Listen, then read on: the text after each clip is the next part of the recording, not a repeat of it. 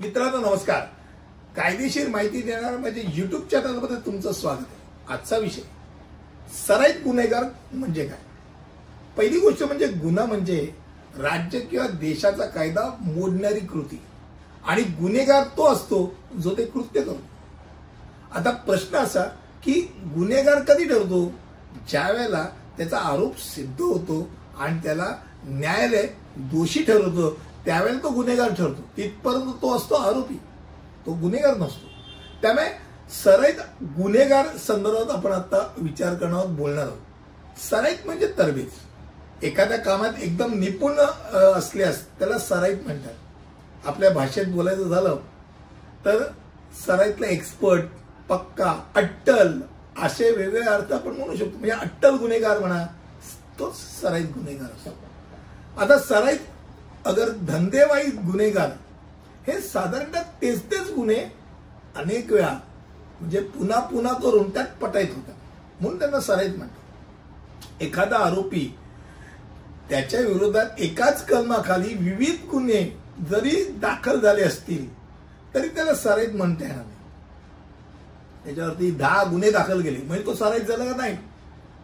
त्या आरोपीला किमान 3 गुन्ह्यात शिक्षा होणं क्रमप्राप्त आहे, मग त्याला सराईत गुन्हेगार म्हणता येईल.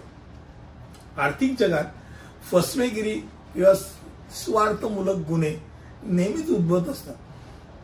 म्हणजे सगळ्याच आर्थिक गुन्ह्यात जर साधारणतः बघितलं तर थोडेफार प्रमाणात तीच गोष्ट तुम्हाला आढळेल. कारण गरज आहे, लोभ आहे किंवा महत्वाकांक्षा आहे. या 3 बाबी सर्व स्तरात गुन्हेगारीसाठी एक उगम स्थान म्हणून मानले जाते. अनेक प्रकारची गुन्हे आहेत, ज्याला क्रिमिनॉलॉजिस्ट म्हणतो आपण. त्यात जर गुन्ह्यांचं वर्गीकरण करायचं म्हटलं तर काय करता येईल, तर हिंसक गुन्हे आहेत, मालमत्तेचे गुन्हे आहेत, व्हाईट कॉलर गुन्हे आहेत, संघटित गुन्हे आहेत आणि सहमतीने किंवा काही संबंध नाही पण एक सपोर्ट करणारे असे काही गुन्हे. एखाद्या आरोपी विरुद्ध अनेक गुन्हे जरी प्रलंबित असले तरी त्याचा अर्थ तो सराईत होत नाही. मग अशी म्हटले, लक्षात ठेवा.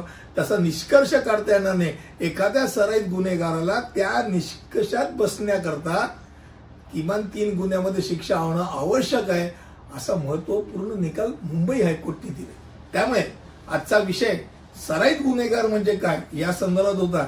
आपण अट्टल गुन्हेगार असू असे जेव्हा वाक्य म्हणतो तर तो गुन्हेगार अट्टल ठरण्याकरता किती त्याला गुन्ह्यांमध्ये शिक्षा व्हायला पाहिजे हे तुम्ही ऐकलंच असेल.